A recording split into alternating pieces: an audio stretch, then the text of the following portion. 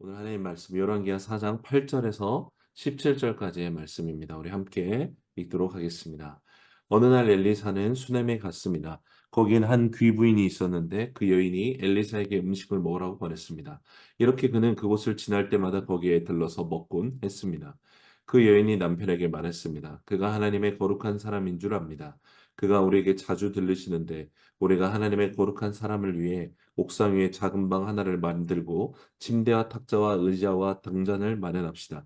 그가 우리에게 오실 때마다 머무실 수 있도록 말입니다. 어느 날 엘리사가 와서 그 방에 들어가 누웠습니다.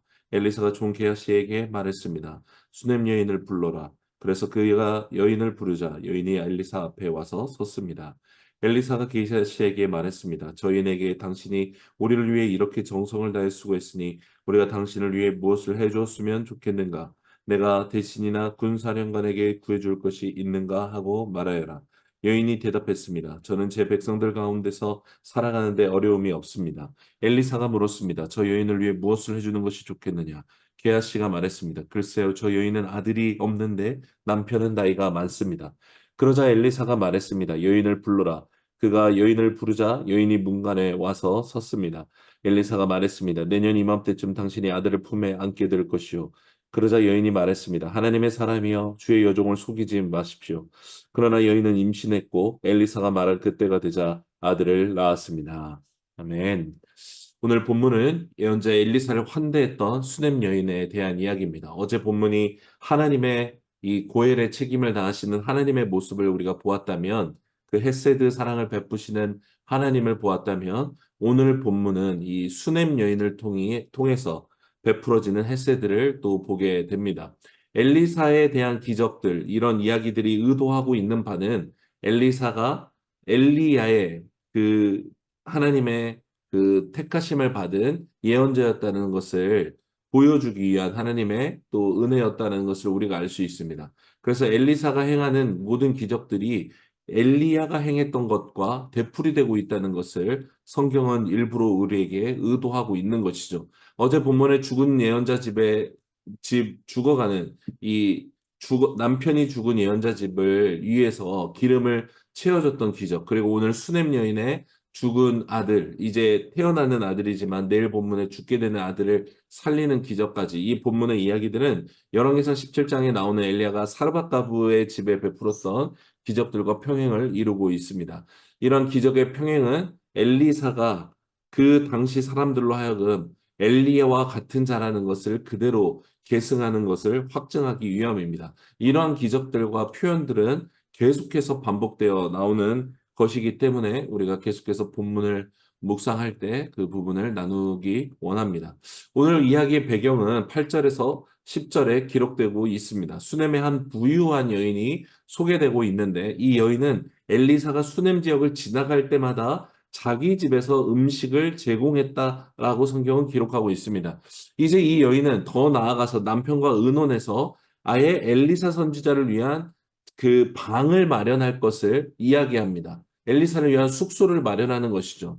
그래서 언제라도 엘리사가 식사뿐만 아니라 이제 자기 집에서 충분히 쉬어갈 수 있도록 준비하기를 원했다라는 것이죠. 9절과 10절에 보면 이 여인은 선지자를 위한 집이라고 대충 마련하지 않습니다. 가장 먼저 9절에 이 여인은 엘리사가 하나님의 거룩한 자라는 것, 하나님께서 보내시고 사용하고 계시는 선지자라는 것을 명확하게 알고서 그를 위한 방을 마련하고 있습니다. 엘리사에 대한 개인적인 호의가 아니라 그저 능력이 많은 선지자에게 무언가를 받기 위해서 이 일을 행하는 것이 아니라 하나님에 대한 경외로부터 이 환대가 시작되고 있다는 것이죠. 10절에는 또 방을 준비하면서 말씀에 기록되기를 이 방 하나를 만들고 침대와 탁자와 의자와 등잔을 마련합시다 라고 말해요. 여러분, 그냥 빈방 대충 준비하는 게 아니라 엘리사를 생각하면서 이 분이 편히 쉬어갈 수 있도록 침대는 무엇을 고르고 탁자, 의자, 등잔은 뭘 고르는 게 나을까라고 고민하면서 세심하게 이 진심을 담아서 준비하고 있다라는 것을 나타내고 있는 것이죠. 이것을 보면 이 여인의 이 환대와 섬김은 자원하는, 자원하여서 기쁨으로 감사로 하고 있다는 것을 우리가 추측해 볼 수 있습니다. 이런 수냄 여인의 환대는 하나님을 향한 사랑, 경외, 믿음 안에서 기인된 행동이라는 것을 우리가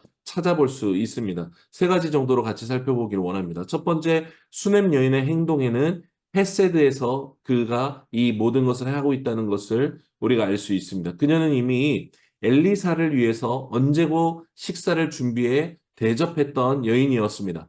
본문을 보면 수넴 여인은 부유했다라고 말하고 있죠.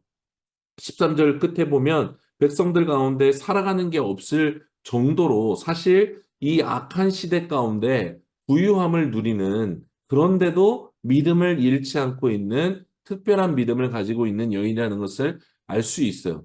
여러분, 부자라고 다른 사람을 환대할까요? 심지어 하나님의 선지자인데 이 악한 시대에 환대할 수 있었을까요? 여러분, 부자일수록 마음은 가난해져서 돈의 노예로 살아가는 사람이 훨씬 많습니다. 그런데 수넴 여인은 하나님의 선지자를 자기의 지역에 지나갈 때 그냥 지나가지 않게 하길 원했어요. 항상 그를 자기 집에 모셔서 식사를 대접하는 여인이었다라는 것이죠. 모른 척해도 아무 상관이 없는 엘리사를 매번 대접하기를 기뻐하는 마음. 여러분, 이게 바로 헤세드인 것이죠. 여러분, 예수님께서 마태복음 10장 41절에 이렇게 말씀하세요. 선지자의 이름으로 선지자를 영접하는 자는 선지자의 상을 받을 것이다 라고 말해요. 그리고 이어지는 말씀이 무슨 말씀입니까? 작은 자 중에 하나에게 냉수 한 그릇이라도 주는 자는 내가 진실로 너에게 이르노니 그 사람이 결탄코 상을 잃지 아니하리라 말씀하셨어요. 여러분, 하나님이 헤세드를 베풀기 원하는 그 사람에게 하나님을 대신해서 헤세드를 베푸는 사람을 기뻐하시고, 거기서 끝이 아니라 결단코 상을 잃지 않을 것이다 라고까지 약속해 주세요. 여러분, 예수님이 이렇게까지 힘을 주어서 약속을 이렇게 한 구절은 성경 전체에서 거의 찾아보기 힘듭니다. 무슨 뜻이냐면 그만큼 하나님은 하나님을 믿는 믿음으로 베푸는 헤세드, 이 헤세드를 행하는 사람을 너무나 기뻐하신다는 것이죠. 그것이 바로 하나님께로부터 나오는 마음이기 때문에 그런 것입니다. 그럼 수넴 여인의 가정은 이 헤세드의 상으로 포기해버렸던, 이 여인이 저를 속이지 말라고 말하는 그 마음, 말 가운데는 여러분 포기해버렸던 그 마음이 드러나잖아요. 이 가정에 자녀의 복을 열어주십니다. 여러분, 우리 공동체 가운데에도 헤세드를 베푸는 분들이 많이 계십니다. 선교사님이 오실 때 기꺼이 식사를 대접하고 기꺼이 자기가 뭔가 도울 것이 없는지 먼저 물어봐 주시는 분들이 계십니다. 또 숙소가 필요한 우리 목회자나 손님들을 위해서 기꺼이 집을 내어주시는 분들이 계십니다. 또 행여 그분들이 불편하지 않도록 지혜롭게 모든 문턱을 낮추어서 행하시죠. 재미있는 것은 이런 햇세들을 베푸는 분들의 특징은 자신의 햇세들을 전혀 드러내지 않아요. 그리고 또 하나의 특징은 이건 그냥 아무것도 아닌 것입니다. 그냥 당연히 할 수 있는 거예요 라고 말합니다. 여러분, 이 고백이 너무나 아름다운 고백이죠. 이 고백 속에 담겨 있는 함의는 이거 다 하나님이 주신 거예요. 그래서 그냥 저는 나누는 것뿐이에요 라고 말하는 것이죠. 여러분, 헤세드는 하나님에 대한 강력한 신앙의 고백이 삶으로 드러나는 것이라는 것을 우리가 알 수 있어요. 헤세드는 여러분 도덕적으로 살라는 권면이 아닙니다.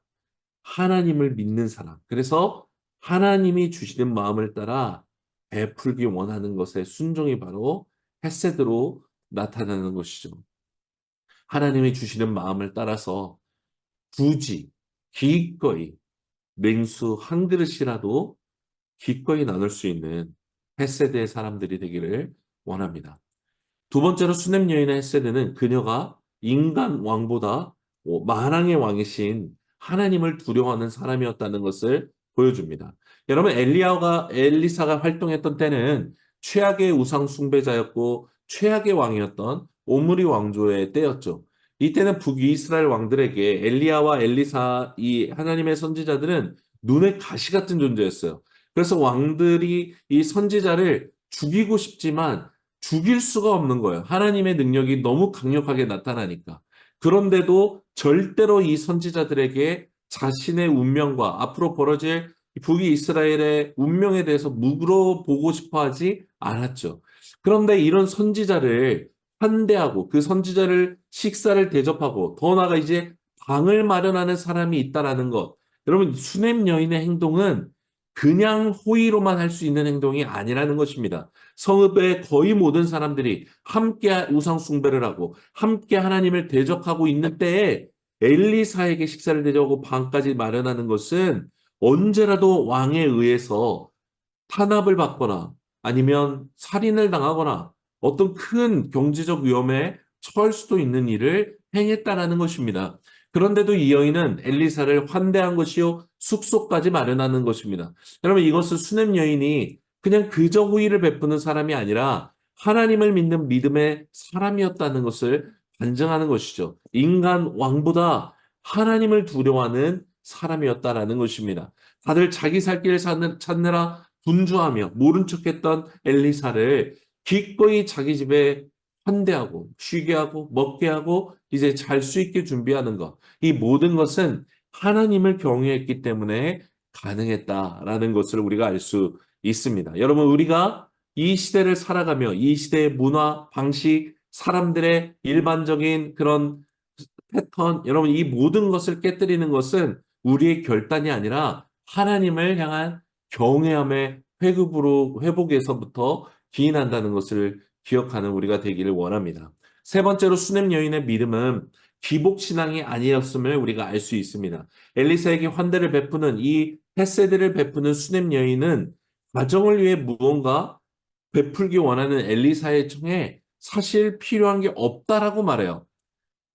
게하시가 봐도 필요한 것이 오히려 무엇인지를 처음에 발견하지 못했고 엘리사가 오히려 야 그래도 이 집에 필요한 것이 무엇인지를 물어봤을 때 그제서야 오히려 이 집에 아들이 없다는 것을 알고 아들을 주실 거라는 것을 예언합니다. 여러분, 이 대목에서 알 수 있는 것은 수냄 여인은 단 한 번도 대가를 바라고 환대를 베풀지 않았다라는 것입니다.